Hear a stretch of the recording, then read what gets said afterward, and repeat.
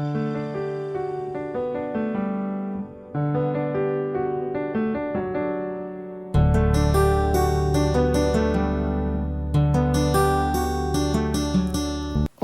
ശാന്തി. 3/11/25 പ്രഭാതമുരളി ബാബ്ദാദ മധുബൻ. ബാബ് പറയുന്നു, മധുരമായ കുട്ടികളെ, ബാബ വന്നിരിക്കുകയാണ് വൈസ്ലെസ് ലോകമുണ്ടാക്കാൻ, നിങ്ങളുടെ ക്യാരക്ടർ നന്നാക്കുവാൻ. നിങ്ങൾ സഹോദരന്മാരാണ്. അപ്പോൾ നിങ്ങളുടെ ദൃഷ്ടി വളരെ ശുദ്ധമായിരിക്കേണ്ടതാണ്. ചോദ്യം: കുട്ടികളായ നിങ്ങൾ നിശ്ചിന്ത ചക്രവർത്തിയാണ്. എങ്കിലും നിങ്ങൾക്ക് മുഖ്യമായ ഒരു ചിന്ത തീർച്ചയായും ഉണ്ടായിരിക്കേണ്ടതാണ്. അതേതാണ്? ഉത്തരം: നമ്മൾ പതീതത്തിൽ നിന്നും എങ്ങനെ പാവനമാകട്ടെ, ഇതാണ് മുഖ്യ ചിന്ത. ബാബയുടേതായ ശേഷം ബാബയുടെ മുന്നിൽ ശിക്ഷകൾ അനുഭവിക്കേണ്ടി വരിക ഇങ്ങനെയാകരുത്. ശിക്ഷകളിൽ നിന്നും മുക്തമാകുന്നതിൻ്റെ ചിന്തയുണ്ടായിരിക്കട്ടെ. ഇല്ലെങ്കിൽ ആ സമയം വളരെയധികം ലജ്ജ വരും. ബാക്കി നിങ്ങൾ നിശ്ചിന്ത ചക്രവർത്തിയാണ്. സർവർക്കും ബാബയുടെ പരിചയം നൽകണം. ചിലർ മനസ്സിലാക്കുന്നു, അപ്പോൾ പരിധിയില്ലാത്ത അധികാരിയാകുന്നു. മനസ്സിലാക്കുന്നില്ലെങ്കിൽ അവരുടെ ഭാഗ്യം അത്ര തന്നെ. നിങ്ങൾക്ക് ചിന്തയില്ല. ഓം ശാന്തി. ശിവൻ എന്ന നാമമുള്ള ആത്മീയ പിതാവ് തൻ്റെ കുട്ടികൾക്കിരുന്ന് മനസ്സിലാക്കിച്ചു തരുന്നു. എല്ലാവരുടെയും ആത്മീയ പിതാവ് ഒന്ന് തന്നെയാണ്. ആദ്യം ഈ കാര്യങ്ങൾ മനസ്സിലാക്കിച്ചു കൊടുക്കണം. അപ്പോൾ പിന്നെ മുന്നോട്ട് മനസ്സിലാക്കിച്ചു കൊടുക്കുന്നത് സഹജമാകും. അഥവാ ബാബയുടെ പരിചയം തന്നെ ലഭിച്ചിട്ടില്ല എങ്കിൽ ചോദ്യങ്ങൾ ചോദിച്ചുകൊണ്ടിരിക്കും.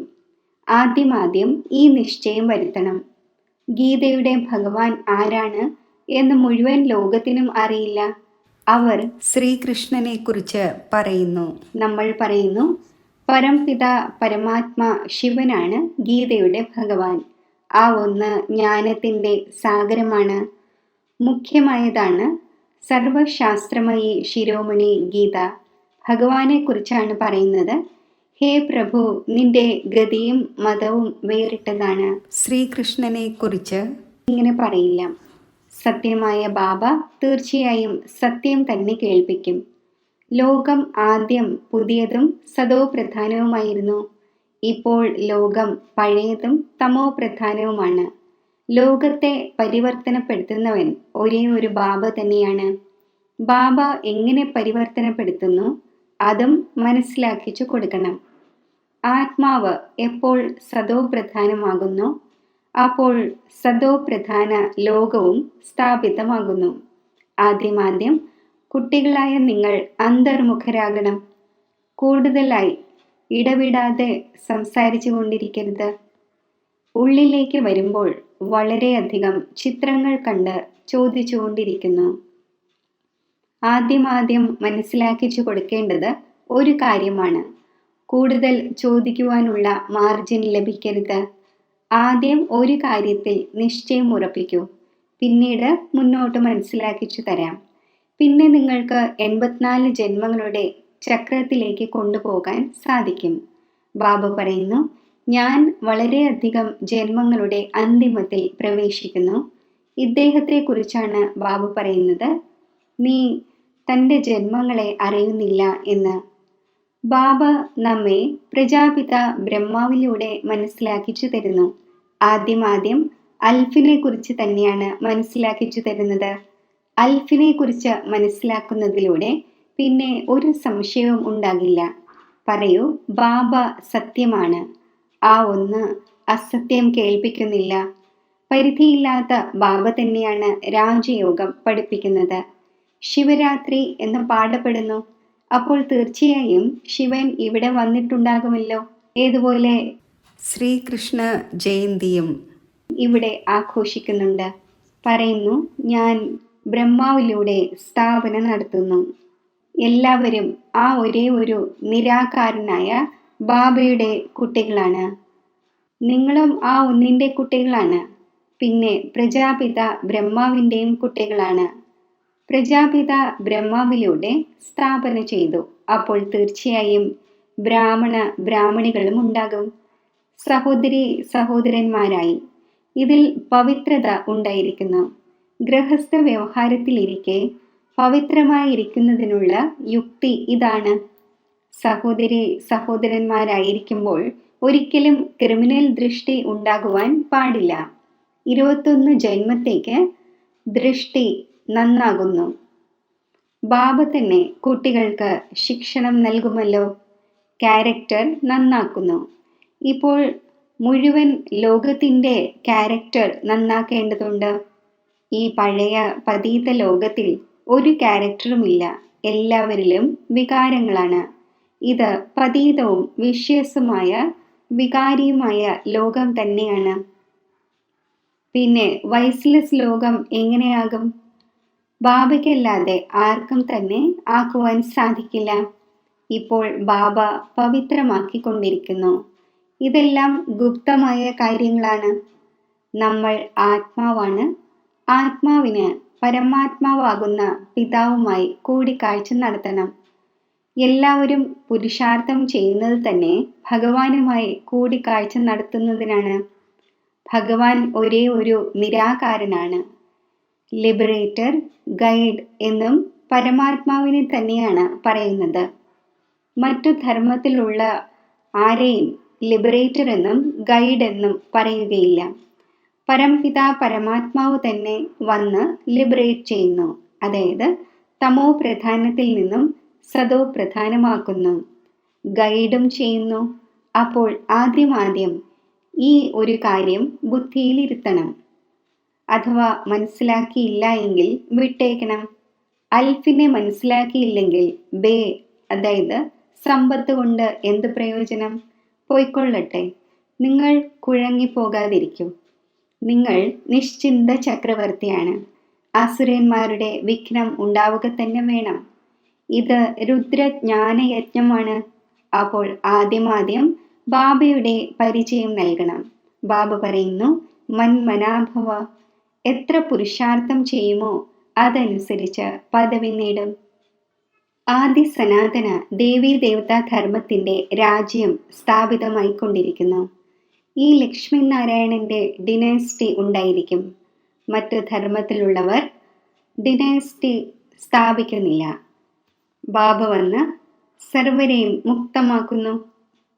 പിന്നെ അവരവരുടെ സമയത്ത് മറ്റു ധർമ്മ സ്ഥാപകർക്ക് വന്ന് തൻ്റെ ധർമ്മം സ്ഥാപിക്കേണ്ടതുണ്ട്. അഭിവൃദ്ധി ഉണ്ടാകേണ്ടതുണ്ട്. പതീതമാവുക തന്നെ വേണം. പതീതത്തിൽ നിന്നും പാവനമാക്കുക എന്നത് ബാബയുടെ തന്നെ കാര്യമാണ്. അവരാണെങ്കിൽ കേവലം വന്ന് ധർമ്മം സ്ഥാപിക്കുകയാണ് ചെയ്യുക. അതിൽ മഹിമയുടെ കാര്യമൊന്നുമില്ല. മഹിമ ഒന്നിൻ്റേത് തന്നെയാണ്. അവരാകട്ടെ എത്രമാത്രം ക്രൈസ്റ്റിൻ്റെ പിന്നാലെ പോകുന്നു. അവർക്ക് മനസ്സിലാക്കിച്ചു കൊടുക്കണം. ലിബറേറ്ററും ഗൈഡും ഗോഡ് ഫാദർ തന്നെയാണ്.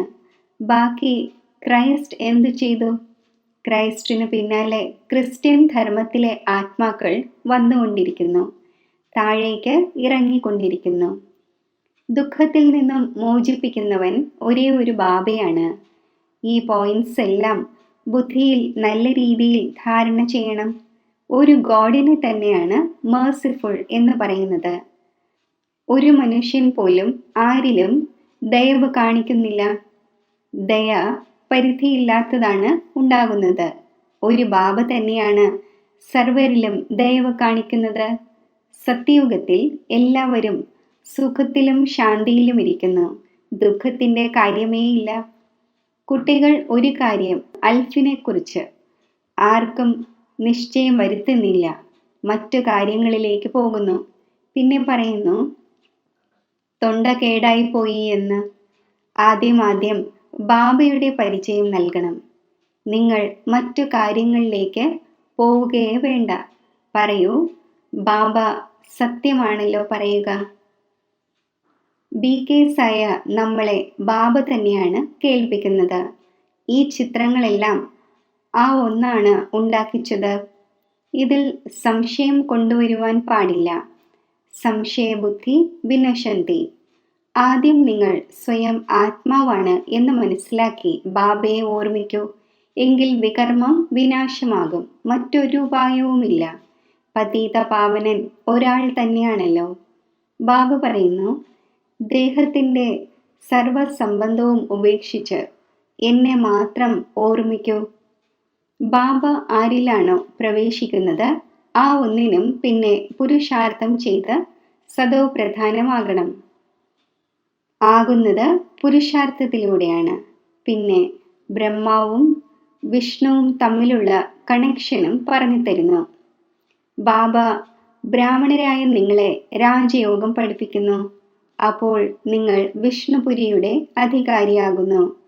പിന്നെ നിങ്ങൾ തന്നെ 84 ജന്മങ്ങളെടുത്ത് അന്തിമത്തിൽ ശൂദ്രനാകുന്നു. പിന്നെ ബാബ വന്ന് ശൂദ്രനിൽ നിന്നും ബ്രാഹ്മണനാക്കുന്നു. ഇങ്ങനെ മറ്റാർക്കും തന്നെ പറഞ്ഞു തരുവാൻ സാധിക്കില്ല. ഏറ്റവും ആദ്യത്തെ കാര്യമാണ് ബാബയുടെ പരിചയം നൽകണം. ബാബ പറയുന്നു, എനിക്ക് തന്നെയാണ് പതീതത്തിൽ നിന്നും പാവനമാക്കുവാൻ ഇവിടെ വരേണ്ടി വരുന്നത്. മുകളിൽ നിന്നും പ്രേരണ നൽകുന്നു എന്നല്ല. ഇദ്ദേഹത്തിൻ്റെ നാമം തന്നെ ഭാഗീരഥൻ എന്നാണ്. അപ്പോൾ തീർച്ചയായും ഇദ്ദേഹത്തിൽ തന്നെ പ്രവേശിക്കും. ഇത് വളരെയധികം ജന്മങ്ങളുടെ അന്തിമത്തിലെ ജന്മമാണ്. പിന്നെ സദോ പ്രധാനമാകുന്നു. അതിനു വേണ്ടിയുള്ള യുക്തി ബാബ പറഞ്ഞു തരുന്നു. സ്വയം ആത്മാവാണ് എന്ന് മനസ്സിലാക്കി എന്നെ മാത്രം ഓർമ്മിക്കൂ. ഞാൻ തന്നെയാണ് സർവശക്തിവാൻ. എന്നെ ഓർമ്മിക്കുന്നതിലൂടെ നിങ്ങളിൽ ശക്തി വരും. നിങ്ങൾ വിശ്വത്തിൻ്റെ അധികാരിയാകും. ഈ ലക്ഷ്മി നാരായണന്റെ സമ്പത്ത് ഇവർക്ക് ബാബയിൽ നിന്നാണ് ലഭിച്ചത്. എങ്ങനെ ലഭിച്ചു എന്നത് മനസ്സിലാക്കിച്ചു തരുന്നു.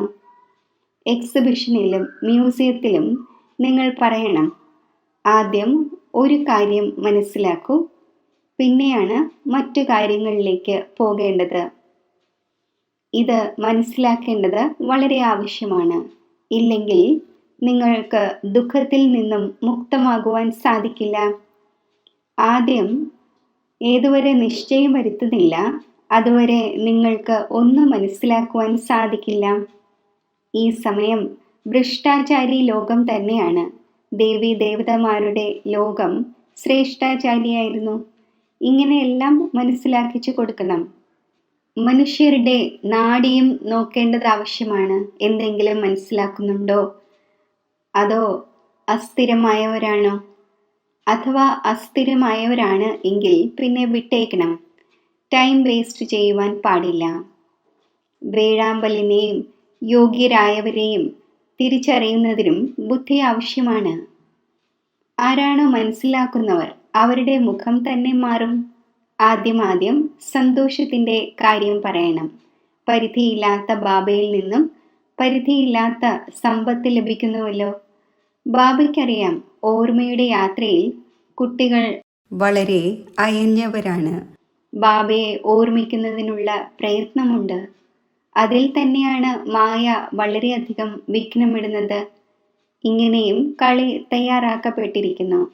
ബാബ ഇരുന്ന് മനസ്സിലാക്കിച്ചു തരുന്നു എങ്ങനെയാണ് ഈ കളി മുൻകൂട്ടി തയ്യാറാക്കപ്പെട്ടത് എന്ന്. ലോകത്തിലെ മനുഷ്യരാണെങ്കിൽ അംശം പോലും അറിയുന്നില്ല. ബാബയുടെ ഓർമ്മയിലിരിക്കുന്നതിലൂടെ നിങ്ങൾ ആർക്കെങ്കിലും മനസ്സിലാക്കിച്ചു കൊടുക്കുന്നതിലും ഏകരസമായിരിക്കും. ഇല്ലെങ്കിൽ ഏതെങ്കിലുമൊക്കെ കുറവുകൾ കണ്ടെത്തിക്കൊണ്ടിരിക്കും. ബാബ പറയുന്നു, നിങ്ങൾ കൂടുതൽ പ്രയാസങ്ങളൊന്നും തന്നെ എടുക്കേണ്ടതില്ല. സ്ഥാപന തീർച്ചയായും നടക്കുക തന്നെ വേണം. ഭാവിയെ, അതായത് നിശ്ചയിക്കപ്പെട്ടതിനെ ആർക്കും തടയുവാൻ സാധിക്കില്ല. ഉത്സാഹത്തിലിരിക്കണം. ബാബയിൽ നിന്നും നമ്മൾ പരിധിയില്ലാത്ത സമ്പത്ത് എടുത്തുകൊണ്ടിരിക്കുന്നു. ബാബ പറയുന്നു, എന്നെ മാത്രം ഓർമ്മിക്കൂ. വളരെ സ്നേഹത്തോടെ ഇരുന്ന് മനസ്സിലാക്കിച്ചു കൊടുക്കണം. ബാബയെ ഓർമ്മിച്ച് സ്നേഹത്തിൽ കണ്ണുനീർ വരേണ്ടതാണ്. മറ്റെല്ലാ സംബന്ധവും കലിയുകയാണ്. ഇതാണ് ആത്മീയ അച്ഛനുമായുള്ള സംബന്ധം. നിങ്ങളുടെ ഈ കണ്ണുനീരും വിജയമാലയിലെ മുത്തായി മാറുന്നു. ഇങ്ങനെ സ്നേഹത്തോടെ ബാബയെ ഓർമ്മിക്കുന്ന വളരെ കുറച്ചു പേരേ ഉള്ളൂ. പ്രയത്നിച്ച് എത്ര സാധിക്കുമോ തൻ്റെ സമയം കണ്ടെത്തി തൻ്റെ ഭാവിയെ ഉയർന്നതാക്കി മാറ്റണം. എക്സിബിഷനിൽ ഇത്രയും അനേകം കുട്ടികൾ വേണമെന്നില്ല. ഇത്രയും ചിത്രങ്ങളുടെയും ആവശ്യമില്ല. നമ്പർ 1 ചിത്രമാണ് ഗീതയുടെ ഭഗവാൻ ആരാണ്. അതിന് സമീപം ലക്ഷ്മി നാരായണന്റെയും ഏണിപ്പടിയുടെയും ഇത്രമാത്രം. ബാക്കി ഇത്രയും ചിത്രങ്ങൾ ഒരു ഉപയോഗവുമില്ല. കുട്ടികളായി നിങ്ങൾക്ക് എത്ര സാധിക്കുമോ ഓർമ്മയുടെ യാത്ര വർദ്ധിപ്പിക്കണം. മുഖ്യമായും ഈ ചിന്ത വയ്ക്കണം, എങ്ങനെ പതീതത്തിൽ നിന്നും പാവനമാകട്ടെ. ബാബയുടേതായ ശേഷം ബാബയുടെ മുന്നിൽ പോയി ശിക്ഷ അനുഭവിക്കേണ്ടി വരിക, ഇത് വലിയ ദുർഗതിയുടെ കാര്യമാണ്. ഇപ്പോൾ ഓർമ്മയുടെ യാത്രയിൽ ഇരിക്കുന്നില്ല എങ്കിൽ പിന്നെ ബാബയുടെ മുന്നിൽ ശിക്ഷ അനുഭവിക്കുന്ന സമയം വളരെ വളരെ ലജ്ജ വരും. ശിക്ഷ അനുഭവിക്കേണ്ടി വരരുത്. ഇത് ഏറ്റവും കൂടുതലായി ചിന്ത വയ്ക്കണം. നിങ്ങൾ രൂപ് ആണ്, ബസന്തുമാണ്. ബാബയും പറയുന്നു, ഞാൻ രൂപമാണ്, ബസന്തുമാണ്, ചെറിയ ഒരു ബിന്ദുവാണ്, പിന്നെ ജ്ഞാനത്തിൻ്റെ സാഗരവുമാണ്. നിങ്ങളുടെ ആത്മാവിൽ മുഴുവൻ ജ്ഞാനവും നിറയ്ക്കുന്നു. 84 ജന്മങ്ങളുടെ മുഴുവൻ രഹസ്യവും നിങ്ങളുടെ ബുദ്ധിയിലുണ്ട്. നിങ്ങൾ ജ്ഞാനത്തിൻ്റെ സ്വരൂപമായി ജ്ഞാനത്തിൻ്റെ മഴ പൊഴിക്കുന്നു. ജ്ഞാനത്തിൻ്റെ ഓരോരോ രത്നവും എത്ര അമൂല്യമാണ്. ഇതിൻ്റെ വാല്യൂ ആർക്കും നിർണയിക്കുവാൻ സാധിക്കില്ല. അതിനാൽ ബാബ പറയുന്നു, പദമാപദം ഭാഗ്യശാലിയാണ്. നിങ്ങളുടെ ചരണങ്ങളിൽ പദമത്തിൻ്റെ അടയാളവും കാണിക്കുന്നു. ഇതിനെ ആർക്കും മനസ്സിലാക്കുവാൻ സാധിക്കില്ല. മനുഷ്യർ പദം പതി എന്ന നാമം വയ്ക്കുന്നു. ഇവരുടെ അടുക്കൽ വളരെയധികം ധനമുണ്ട് എന്ന് മനസ്സിലാക്കുന്നു. പദം പതി എന്ന ഒരു സർനെയിമും വയ്ക്കുന്നു. ബാബ എല്ലാ കാര്യങ്ങളും മനസ്സിലാക്കിച്ചു തരുന്നു. പിന്നെ പറയുന്നു, മുഖ്യമായ കാര്യമാണ് ബാബയെയും 84ന്റെ ചക്രത്തെയും ഓർമ്മിക്കൂ. ഈ നോളജ് ഭാരതവാസികൾക്ക് വേണ്ടിയുള്ളതാണ്. നിങ്ങൾ തന്നെയാണ് 84 ജന്മങ്ങൾ എടുക്കുന്നത്. ഇതും വിവേകത്തിൻ്റെ കാര്യമാണല്ലോ. മറ്റേതെങ്കിലും സന്യാസിയോ മറ്റോ സ്വദർശന ചക്രധാരി എന്നും പറയില്ല. ദേവതമാരെയും പറയുകയില്ല. ദേവതമാരിൽ ജ്ഞാനം ഉണ്ടായിരിക്കുന്നില്ല. നിങ്ങൾ പറയും, നമ്മളിൽ മുഴുവൻ ജ്ഞാനവുമുണ്ട്, ഈ ലക്ഷ്മി നാരായണനിൽ ഇല്ല. ബാബയാണെങ്കിൽ യഥാർത്ഥ കാര്യമാണ് മനസ്സിലാക്കിക്കുന്നത്. ഈ ജ്ഞാനം വളരെ വണ്ടർഫുള്ളാണ്. നിങ്ങൾ എത്ര ഗുപ്തമായ സ്റ്റുഡൻസ് ആണ്. നിങ്ങൾ പറയും, നമ്മൾ പാഠശാലയിൽ പോകുന്നു, ഭഗവാനാണ് നമ്മളെ പഠിപ്പിക്കുന്നത്. എയിം ഓബ്ജക്റ്റ് എന്താണ്? നമ്മൾ ഈ ലക്ഷ്മി നാരായണനാകും. മനുഷ്യർ കേട്ട് അത്ഭുതപ്പെടും. നമ്മൾ നമ്മുടെ ഹെഡ് ഓഫീസിലേക്ക് പോകുന്നു. എന്താണ് പഠിക്കുന്നത്?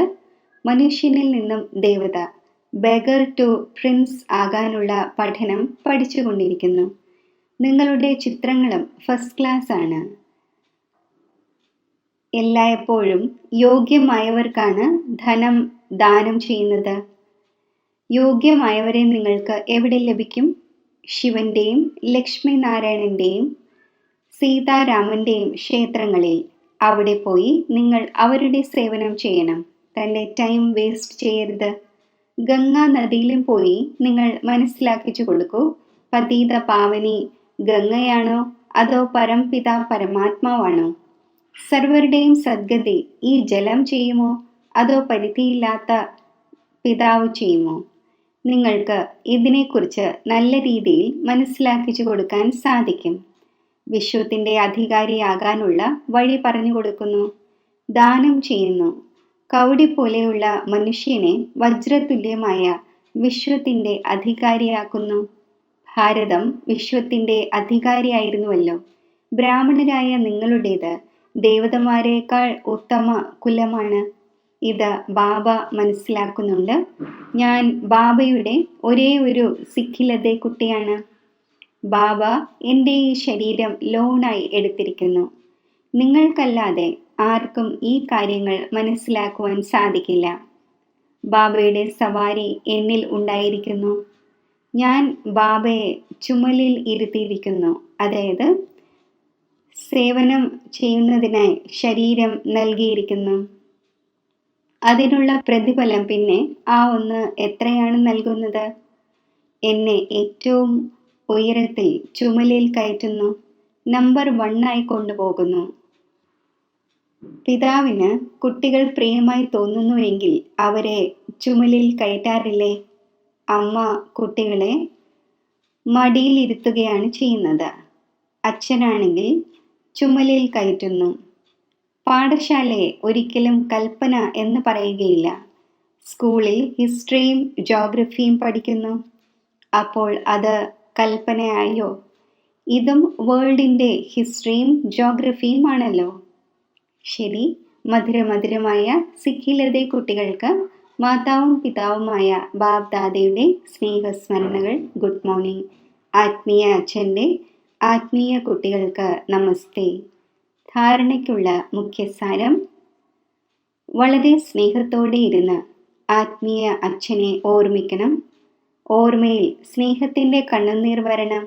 അപ്പോൾ ആ കണ്ണുനീർ വിജയമാലയിലെ മുത്തായി മാറും. തൻ്റെ സമയം ഭാവിയിലെ പ്രാപ്തി ഉണ്ടാക്കുന്നതിൽ സഫലമാക്കണം. അന്തർമുഖിയായി സർവർക്കും അൽഫിൻ്റെ പരിചയം നൽകണം. അധികമായി ഇടവിടാതെ സംസാരിക്കേണ്ടതില്ല. ശിക്ഷ അനുഭവിക്കേണ്ടി വരും വിധത്തിലുള്ള ഒരു കർത്തവ്യവും ഉണ്ടാകരുത് എന്ന ഒരേ ഒരു ചിന്ത ഉണ്ടായിരിക്കട്ടെ. വരദാനം: ആത്മീയ സഞ്ചാരിയാണ് ഈ സ്മൃതിയിലൂടെ സദാ ഉപരാമവും വേറിട്ടവരും നിർമോഹിയുമായി ഭവിക്കട്ടെ. ആത്മീയ സഞ്ചാരി സദാ ഓർമ്മയുടെ യാത്രയിൽ മുന്നോട്ട് പോയിക്കൊണ്ടിരിക്കുന്നു. ഈ യാത്ര സദാ സുഖദായകമാണ്.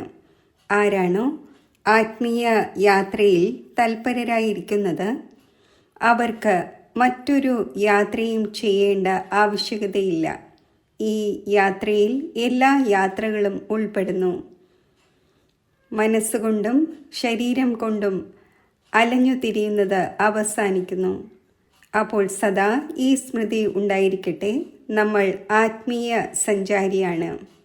സഞ്ചാരിക്ക് ആരിലും മോഹം ഉണ്ടാവുകയില്ല. അവർക്ക് സഹജമായി തന്നെ ഉപരാമവും വേറിട്ടവരും നിർമോഹിയും ആകുന്നതിൻ്റെ വരദാനം ലഭിക്കുന്നു. സ്ലോഗൻ: സദാ ആഹാ ബാബ, ആഹാ ഭാഗ്യം, ആഹാ മധുരമായ പരിവാരം എന്ന ഗീതം പാടിക്കൊണ്ടിരിക്കൂ.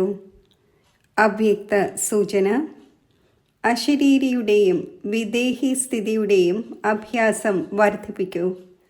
ഏതുപോലെ ബാബയെ സർവസ്വരൂപങ്ങളിലൂടെയും സർവ സംബന്ധങ്ങളിലൂടെയും അറിയേണ്ടത് ആവശ്യമാണ്, അതേപോലെ തന്നെ ബാബയിലൂടെ സ്വയം തന്നെയും അറിയേണ്ടത് ആവശ്യമാണ്. അറിയുക എന്നാൽ അംഗീകരിക്കുക എന്നർത്ഥം. ഞാൻ ആരാണോ എങ്ങനെയാണോ ഇതേപോലെ അംഗീകരിച്ച് നടക്കുമെങ്കിൽ ദേഹത്തിൽ വിദേഹിയും വ്യക്തത്തിലിരിക്കവേ അവ്യക്തവും, നടക്കുമ്പോഴും ചുറ്റി സഞ്ചരിക്കുമ്പോഴും ഫരിസ്തയും, കർമ്മം ചെയ്യുമ്പോൾ കർമാതീത സ്ഥിതിയും ഉണ്ടാകും. ഓം ശാന്തി.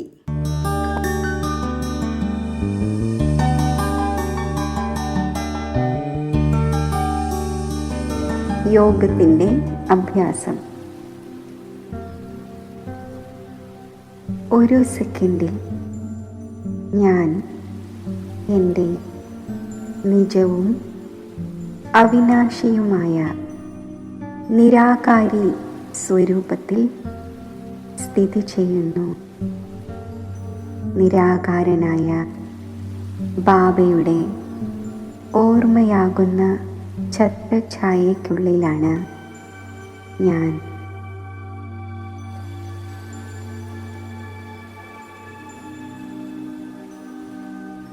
ഇപ്പോൾ ഞാൻ ഒരു സെക്കൻഡിൽ എൻ്റെ പുരുഷാർത്ഥത്തിൻ്റെ അന്തിമ ലക്ഷ്യമായ അവ്യക്ത പരിസ്ഥാ സ്വരൂപത്തിൽ സ്ഥിതി ചെയ്യുന്നു. ഈ സൂക്ഷ്മ ആകാരി പരിസ്ഥാ സ്വരൂപത്തിൽ പരിസ്ഥകളുടെ ലോകത്തിൽ അവ്യക്ത ബാപ്ദാദയുടെ മുന്നിൽ സ്ഥിതി ചെയ്ത് ആ ലൈറ്റും മൈറ്റും സ്വീകരിച്ച് വിശ്വമംഗളാർത്ഥം വിശ്വത്തിലേക്ക് സകാശ് നൽകുന്നു.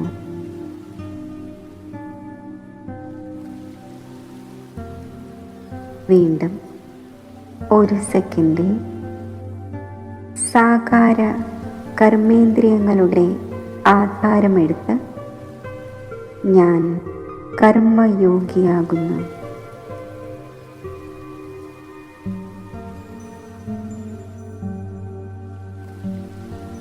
വീണ്ടും ഒരു സെക്കൻഡിൽ എൻ്റെ നിരാകാരി സ്വരൂപത്തിൽ സ്ഥിതി ചെയ്യുന്നു.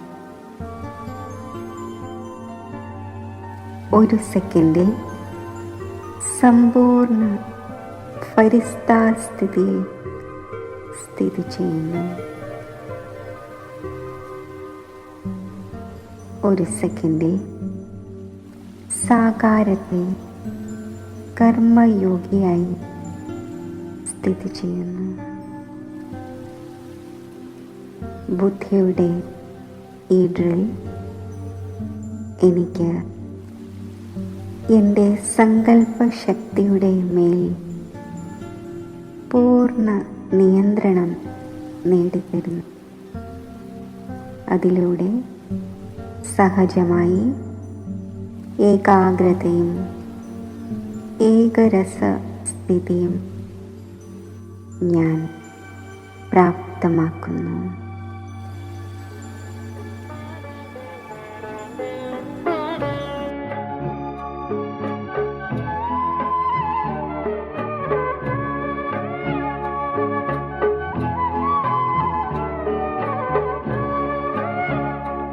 सबको दुआ तू दे तभी सबकी दुआएं पाएगा.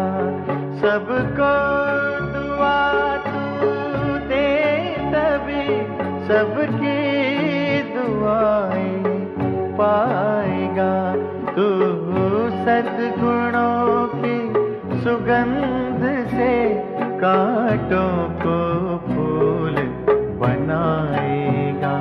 तो सद्गुणों की सुगंध से कांटों को फूल बनाएगा. सुन मेरे मीठे बच्चे, सुन सुन मेरे मीठे बच्चे, सुन तू किरण है मैं प्रभात हूँ. तू किरण है मैं प्रभात हूँ. सब सुन सके मैं वो बात हूँ. सब सुन सके मैं वो बात हूँ.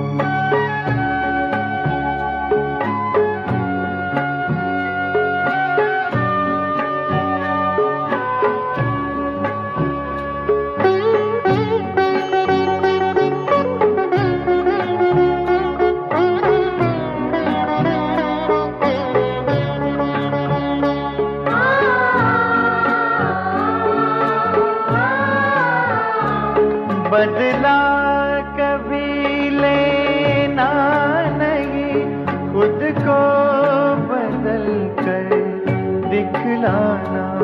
बदला कभी लेना नहीं, खुद को बदल कर दिखलाना. तेरा बुरा कोई करे उसको गले से लगाना. तेरा बुरा कोई करे उसको भावना, तू भावना है मिलन